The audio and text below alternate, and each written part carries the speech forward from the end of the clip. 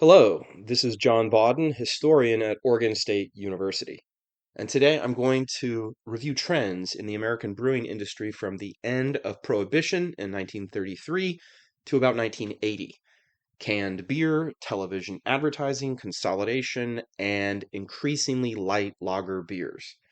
By the end of the lecture, we'll see why some Americans were looking for a different choice in their beer. They wanted something other than pale lager.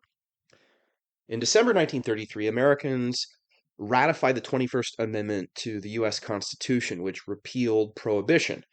And by the next year, some 700 beer breweries were back in business. But beer had a problem.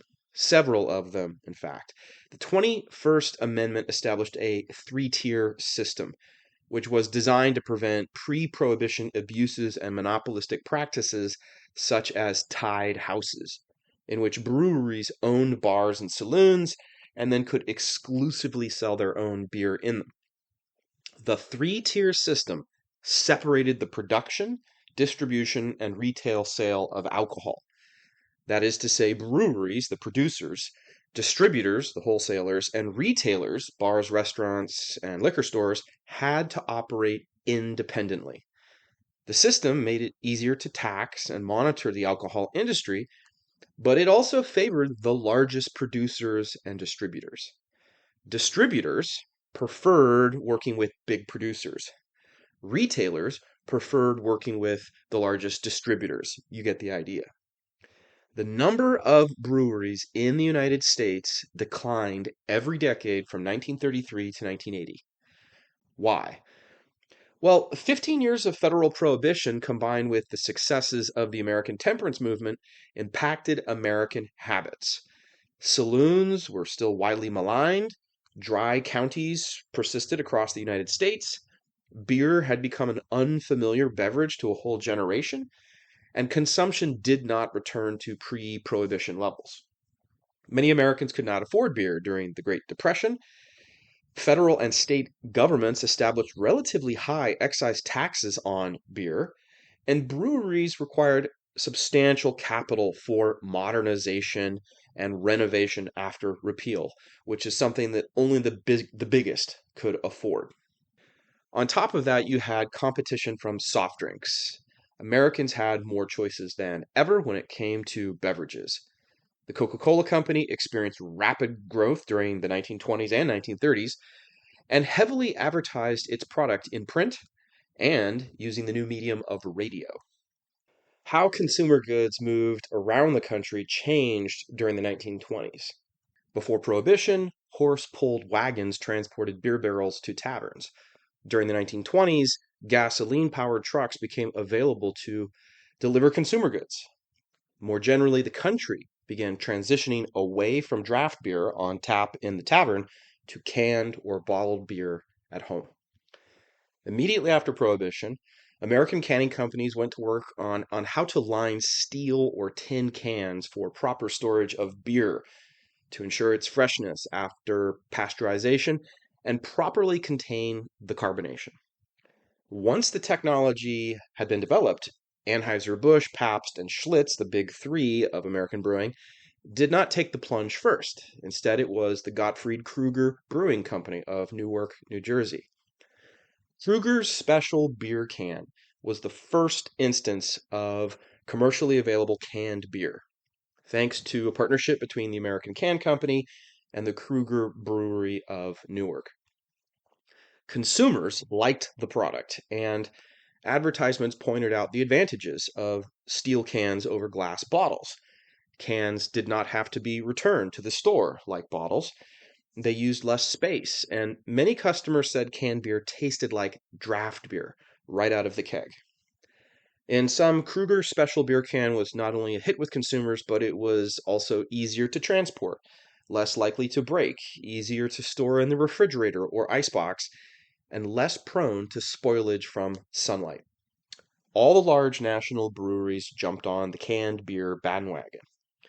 In July 1935, the striking blue and silver Pabst export beer kegline Tapa can made its debut in Milwaukee. And note the punches from a church key tool. Right, this is before the pull tabs. Instead of going with the flat-topped can that needed a can opening tool, Schlitz contracted with the Continental Can Company, whose designers invented the cap-sealed can, popularly known as the cone top.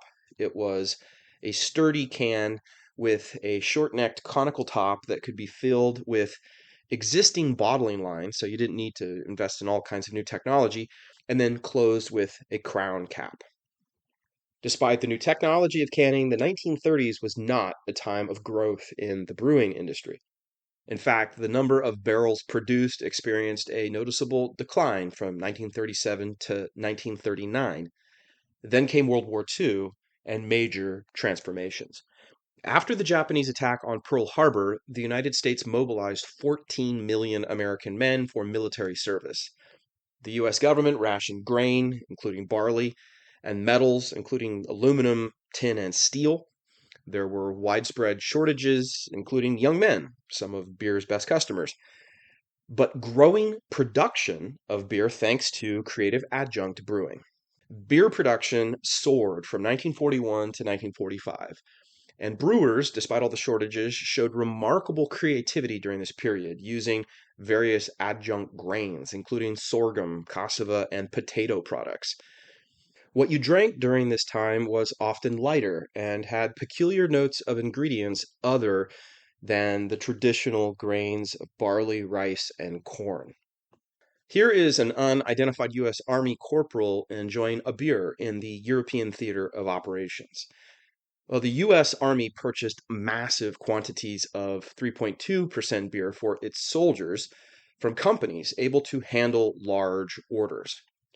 As a result, these lucrative contracts typically went to the biggest brewers in Milwaukee, New York, and St. Louis, and not to the small regional brewers. So World War II was good to the biggest brewers. Post-war affluence meant Americans had more disposable income to purchase luxuries like beer in the 1950s, and Americans continued to prefer light, pale, dry lagers, often indistinguishable from each other. The preference for light beer fits into another consumer trend. Before 1945, Americans commonly drank local beer and ate locally made artisanal breads, pickles, and milk. You might say white bread in the supermarket replaced rye bread from the bakery. In 1955, approximately 65% of American households had a television set, and approximately 87% had a television by 1960. This powerful new medium of communication could make consumers in every part of the country aware of national brands for all manner of consumer goods, from cars, soap and cereal, to beer, candy, and soda. So this is an important contextual change. And American infrastructure was also changing. In 1956, the United States Congress provided the funding and framework for the construction of an extensive interstate highway system connecting cities and states nationwide. This development created new possibilities for distributors to move canned or bottled beer anywhere inside of this huge national market. The age of consolidation refers to a period during the 1950s and 1960s when hundreds of smaller American breweries were acquired by larger ones. Anheuser-Busch, Pabst, Schlitz, Miller, Coors.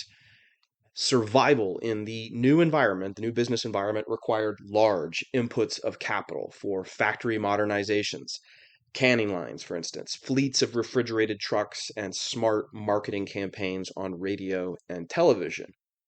Improved railroads and interstate highways lowered transportation costs and gave distinct advantages to the large shipping breweries that already possessed economies of scale. Small regional breweries simply could not compete in this environment, and the average American did not show much loyalty to their hometown beer. And so the national brands like Budweiser became the accepted standard for what beer was supposed to taste like. One outcome of consolidation was the homogenization of tastes and preferences. Yuengling of Pennsylvania managed to survive the age of consolidation by expanding into new markets on the East Coast and especially in Florida, but most regional beer brands disappeared. replaced by the national brands, heavily advertised in print and on television. And that takes me to another important point. If Americans were content to drink similar kinds of light lager beers, that preference elevated the role of national advertising campaigns, and it created opportunities for the largest companies.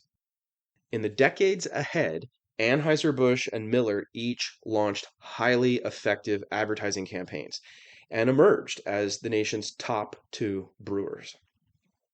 One early highly successful ad campaign was for Miller High Life, dubbed the champagne of beers. Market research had revealed that housewives, American housewives, were the ones who typically bought beer, and Miller targeted that demographic with images of sophisticated house parties and bottles of beer with upscale labels. Other brands promoted the idea of relaxing outside with a cooler of beer and friends. The canning industry also went through another transformation. Here you see New Wheeler's 1947 quart-size steel can of beer with a cone top. Coors Brewing Company in Golden, Colorado was the first to recognize the advantages of aluminum cans, including their lighter weight, resistance to rust, and recyclability. They introduced aluminum cans in 1958. Other brands, such as Schlitz, followed, and the next innovation has to do with how the aluminum can was opened. Pull-tab cans are beverage cans that feature a mechanism for opening the can without the need for a separate tool.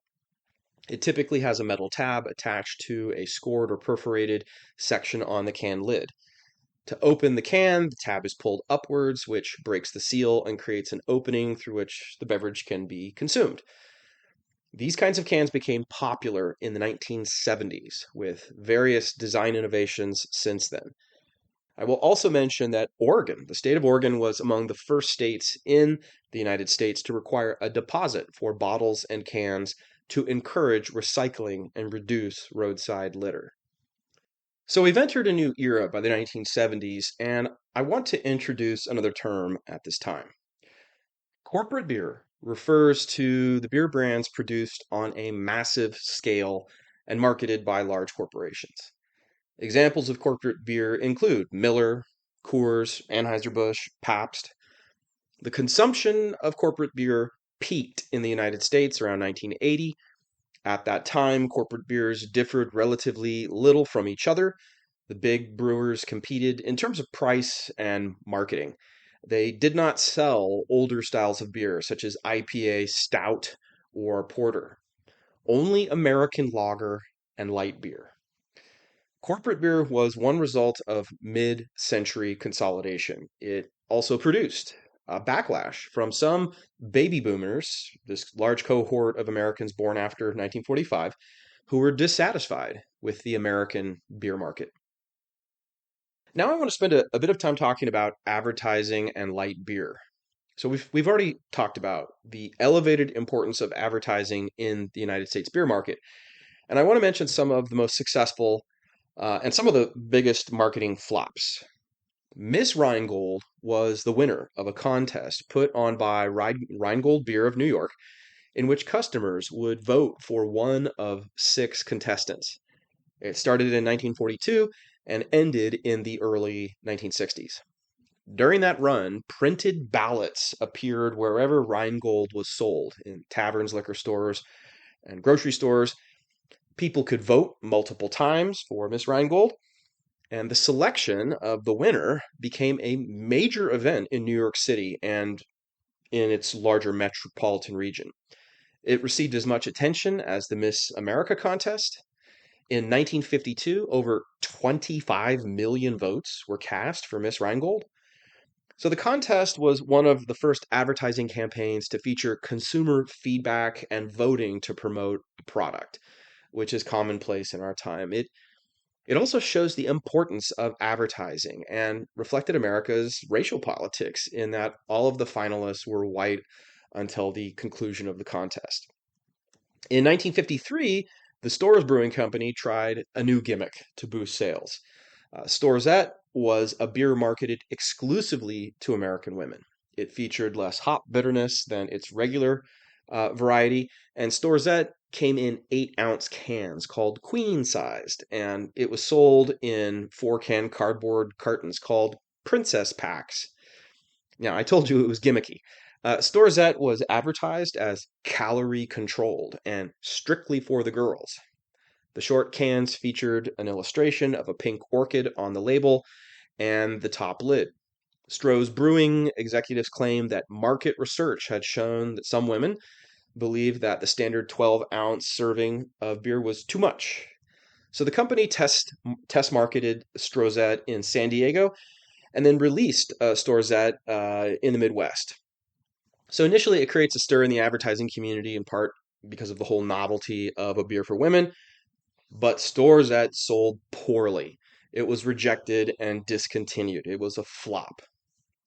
Another brewing company, Foxhead, tried something similar. Its marketing team introduced Mr. Lager, a beer only for men. And like Storzette, Mr. Lager did not enjoy strong sales, and Foxhead discontinued the brand before closing its own doors in 1962, another victim of consolidation in the American brewing industry. Light beer with fewer calories is another major trend in the American brewing industry during the 1960s. The first commercially available beer to advertise its lower calorie content appeared in Colorado in 1941. But these early light beers were typically lightened with water, which meant a diminished flavor and alcohol content.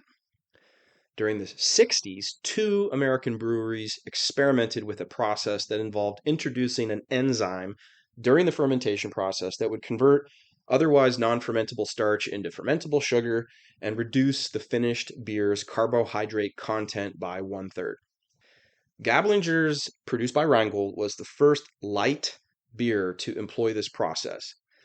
Now, the brand flopped due to poor advertising. If you're wondering, Gablinger is the name of the Swiss chemist who discovered the enzyme used to produce light beer, and it probably wasn't the best choice, advertising choice.